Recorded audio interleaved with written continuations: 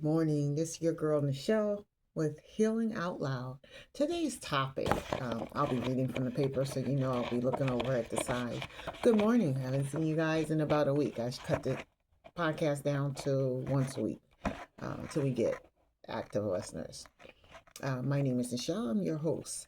Uh, our today's topic is abuse no one sees, emotionally and verbal violence. Big one, the humiliation. This is also a red flag. This is also in the beginning. Well, you'll see this. Again, as I said, I'll be reading from the side, so um, it's important that we do these things and go over them so that we know, what's going on. Okay. When people hear the word domestic violence, many immediately think of bruises, black eyes, and physical harm. But some of the deepest wounds are the ones nobody can see. Mhm. The hurt. Emotional and verbal abuse can slowly break a person down from the inside out. Woo! Cut you. Mm. There are not, there may not be police photos, hospital visits, but the damage is real. Because it hurts and you feel it and you remember it. And it's not physical, but it's emotional and mental. But the damage is real. It affects confidence, mental health, decision making, relationships, and even physical health over time because you're stressing. Remember, you're stressing, wearing your body, make you look old, gray hairs are popping up. All right, as usual, we're on limited time and I can go into detail, but I'll save it. When we get to the point where people are asking questions and we're live, I'm gonna love it. I'm gonna love it.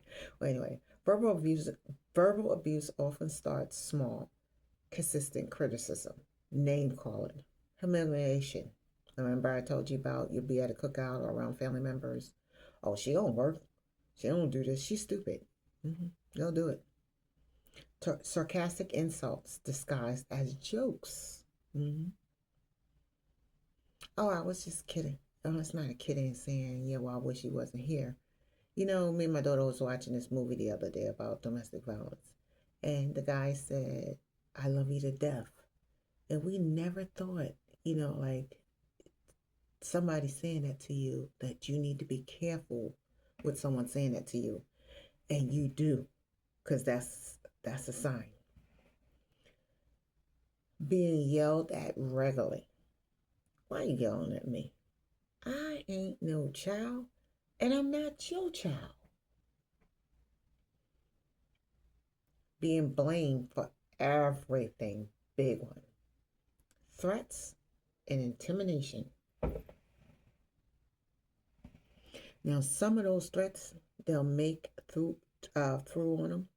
Intimidation is always so that you'll fear them, so that you will not go so far. It's a limit to what you're going to do because you're intimidated by them. Mm-hmm. You stick with me. I'm teach you a whole lot. Told you smarter than what you think. Emotional abuse can look like gaslighting, making someone question their reality. Mm-hmm. Oh no, you didn't see that. Now, I told you the sky is green. You know darn well it's blue. But to keep your behind from being whooped at the time, say, yeah, it's green. Whatever you say. You could do that. Yeah, whatever you say. As long as it's not too sarcastic to them or they'll hit you. And don't make it too obvious. Whatever. You on limited time with me. Always plan to get away and get out if you don't get in first. Pay attention to these signs. Silent treatment and emotional withholding. Think about that's a good one. Mm-hmm. Isolation from friends and family. Remember, I told you this? They don't want you around your family members. They don't want you around anybody to communicate with so that you don't have nobody, so that you're solely dependent on them. And if they can get you financially dependent on them and emotionally dependent on them, you can. Remember when we first started this podcast and I told you I wasn't being smart, but I said, shut up. When you first meet these men, don't tell them everything about you. Don't call them, well, such and such happened to me. You know what she said to me? Don't do that. Because that's sort of a thing for um, emotional withholding. Also, that is also emotional withholding. Not only that, it's the isolation. Let me go back on. Controlling behavior. That usually comes with an outburst. Big one, big sign, because that can turn violent. Most of the time it is. It's explosive. When you first meet them, it's explosive, so you understand I will fly off the handle, if this ever happens, Oh, that's a big one. Jealousy disguised as love. I'm only doing it for your safety. Well, you don't know. People do this and people do that. You in this neighborhood and this going on and that's going on, and you don't know people and this that. Yeah, that's disguise. Monitoring phone calls or social media. I told you he synced his phone to my phone. He paired it.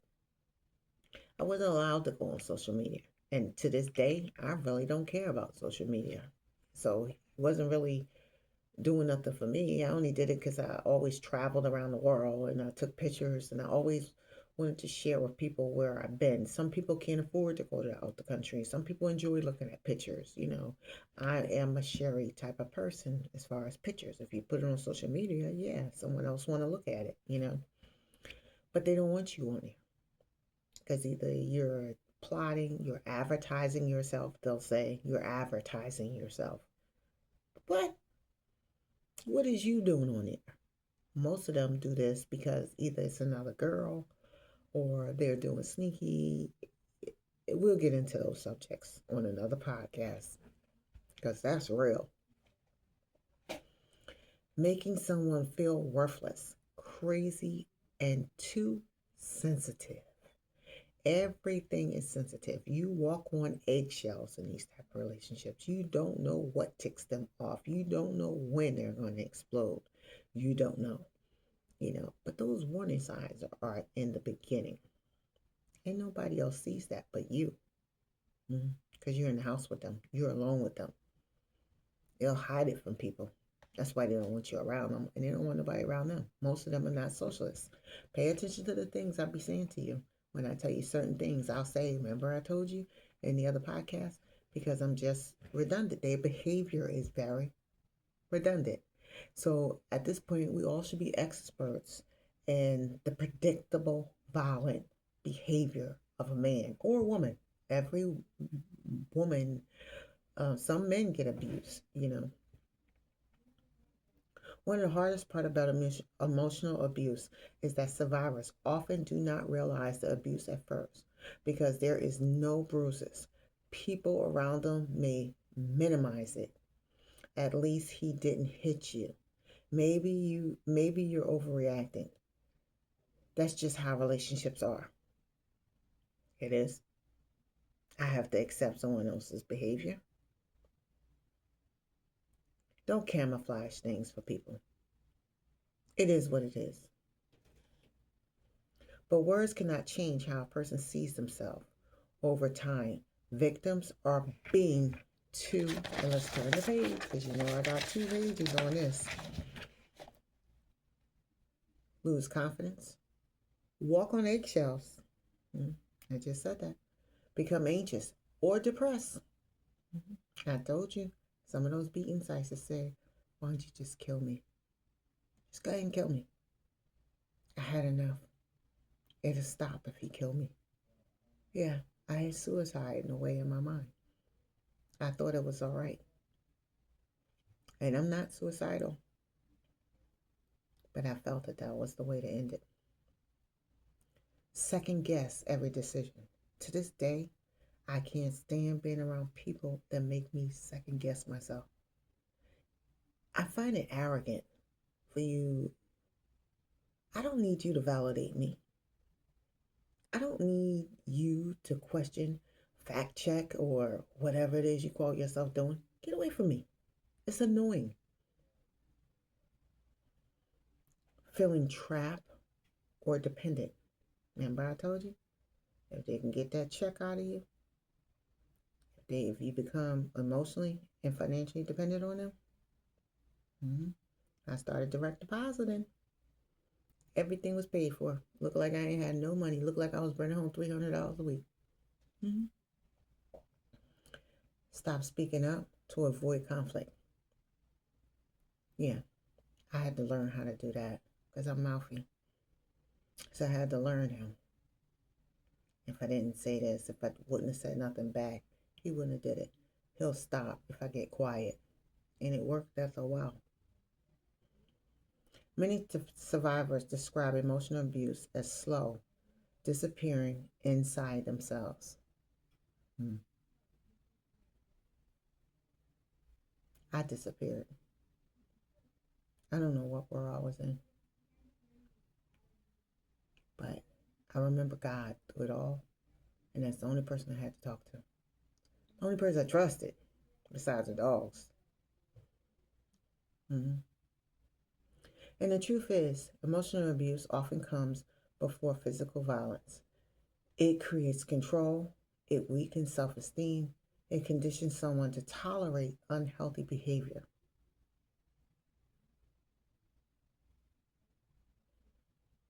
This is why awareness matters. Healthy love should never make you feel afraid to speak, afraid to exist, afraid to be yourself.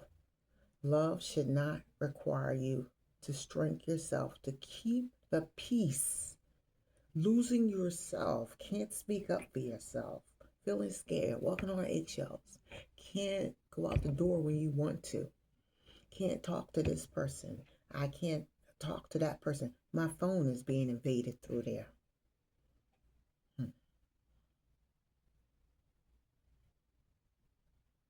For anyone listening today who may experience this, your feelings are valid. You matter. You are not too sensitive. You're only speaking up because you're being hurt and abused. You're not sensitive. Being constantly hurt, controlled, or degraded is not normal. You are beautiful. Whether you're a man or a woman, you are beautiful. You matter. You have value to you. You make someone else happy. Someone loves you. Maybe not this fool, but someone loves you. You know I always love you. Emotional abuse is real.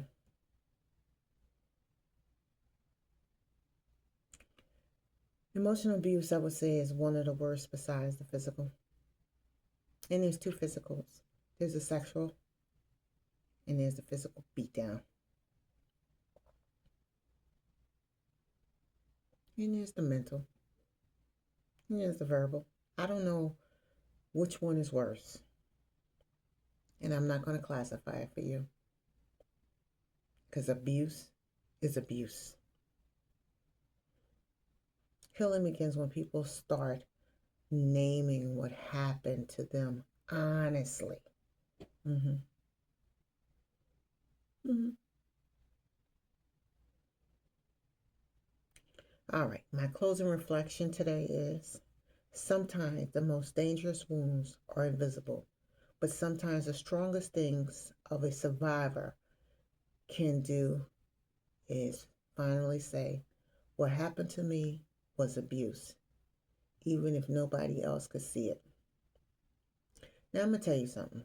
I do class sometime every now and then for the welfare office, some bridge thing they do for domestic violence. And there was a girl in there, a white girl, and she would not admit that she was abused. Everybody first, when I first came in there, they was like, oh, whatever, I just want to get through this. I can get placed, somewhere for safety. So anyway, long story short, I knew something was wrong with her. When I first came in here, they wouldn't talk. I was only supposed to be in there for 20 minutes with them. I wound up staying in that room with them for 2 hours. I started telling them a little bit of my story, and it came out. The girl would not talk the whole time. So when I announced that it was time to go, because everybody was crying and pouring their heart out, the actual welfare office bought pizza for the girls to stay in there because they ain't never seen nothing like this before. I love to go out and speak in groups. I just have that dynamic about me where I love to help, and I'm not gonna I'm not gonna leave until you get help or get you to realize that you need help, or we get you placed. And that's just who I am. When I announced that it was time to go, everything was over. Everybody had a minute.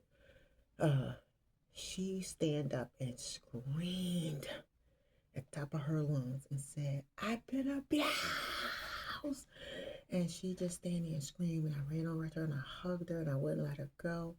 And we wound up in that room a whole nother hour. Mm-hmm. Mm-hmm. Her mother died. Her mother left her the house.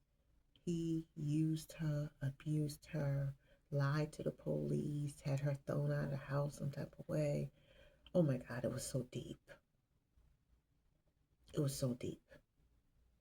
But my point is, she realized from listening to other women's and the atmosphere that was set before her that she was abused. She was an executive at some company, some cozy job, comfy job, and she didn't want to admit it. She probably went to work like me every day. I worked there for the government. I never told them anything. Went to work every day. Mm-hmm. Learned how to use makeup to cover, but he stopped hitting me physically in my face so you couldn't see it. Mm-hmm. Oh, you never know what somebody's going through at home.